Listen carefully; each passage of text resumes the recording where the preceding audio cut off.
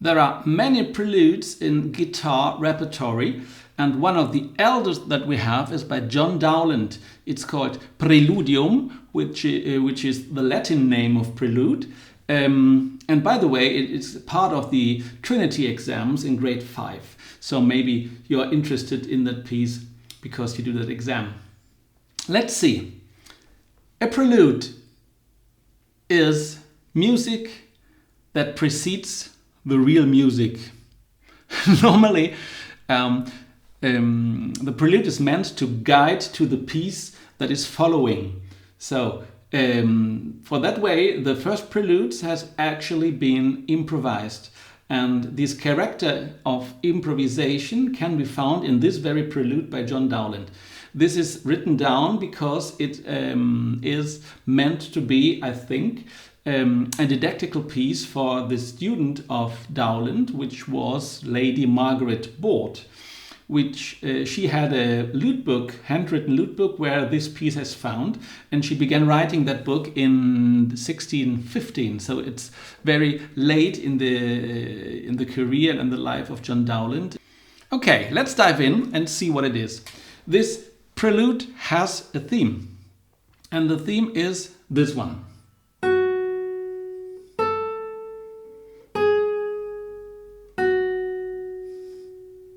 Followed by, I would focus on this 4-note theme.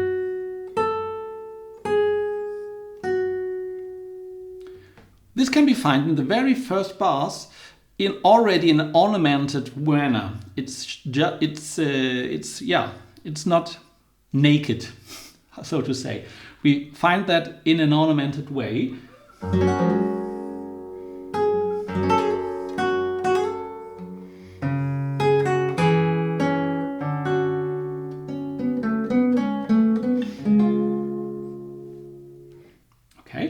Evidence that this is this theme we find in bar 3, where the bass exposes very much the same melody, starting with B instead of E.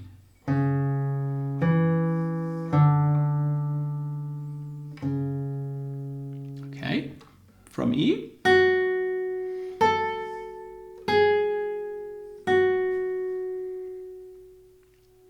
So, we have our theme. And the first section ends actually in this chord, which is B major. And B major is the dominant to E minor. And that's the key our piece is in. It's in E minor. Which is interesting because very often in Renaissance music, minor pieces end in major with the Picardy Third. We will see that at the end. Okay, so I played all the first section.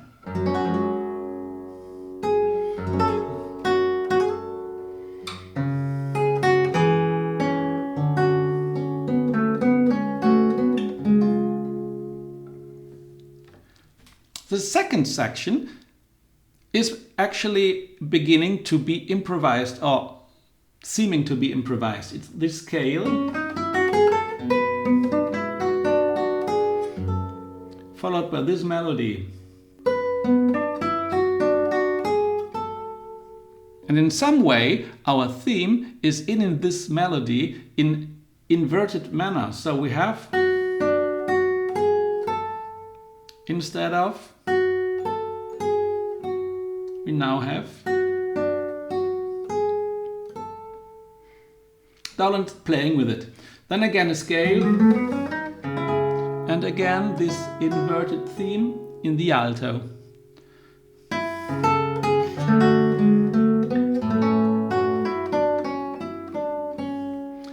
Here again we have the direction of the first theme. In bar 8 you see. In bar 9, twice the movement as it was in the very first theme. Another thing that's important in the first theme is that the first note is a dotted half note. 1, 2, 3. Showing up again in bar 4. 1, 2, 3. This will be important because it's a rhythmical element that will be part of Dowland's improvisation as well later on. In this next section we have diminutions of the music, which means in Renaissance music of Dowland that the values of notes are getting smaller and smaller. So we have this 16th as ornamentation going around the structure of the theme. We are starting in F sharp, going to A. In bar 14, after these diminutions, we have G, going to F sharp and to E, which is very much the original idea. As a whole,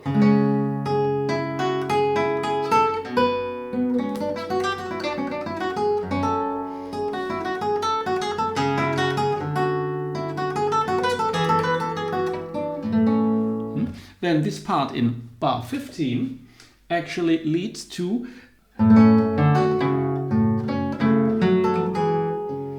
this bar, which exposes the direction of the original theme, going up and down, going up and down. It's not the original intervals anyway, but the line, generically speaking, is just like the beginning. And we have in the soprano the dotted rhythm. This time is dotted 8th with the 16th note. And it's doubled by the bass.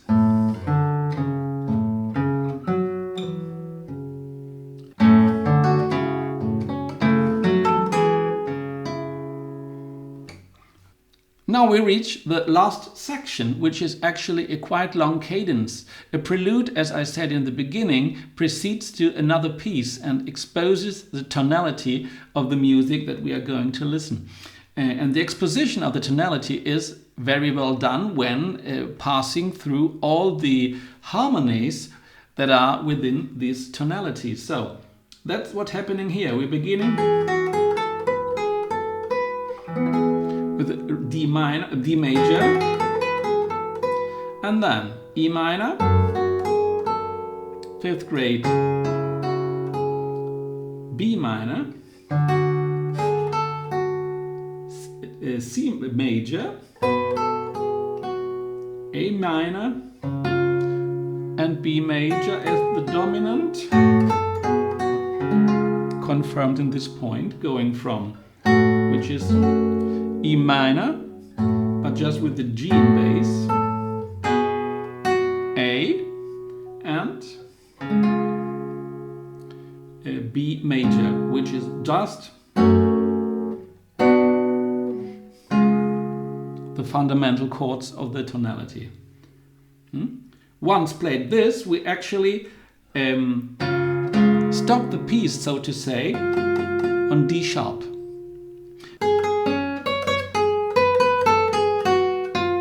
D sharp, and finally our final destination, E. Once, twice, 3 times.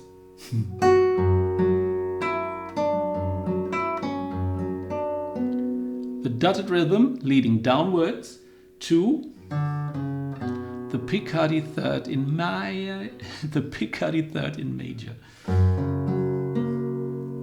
Here it is. Okay, so the end with a diminution around the original movement of the theme exposes all the harmonies in the key we're in, leading at the end. In bar 20, actually, we have the final harmony and the dotted rhythm from the beginning in 8th and 16th note.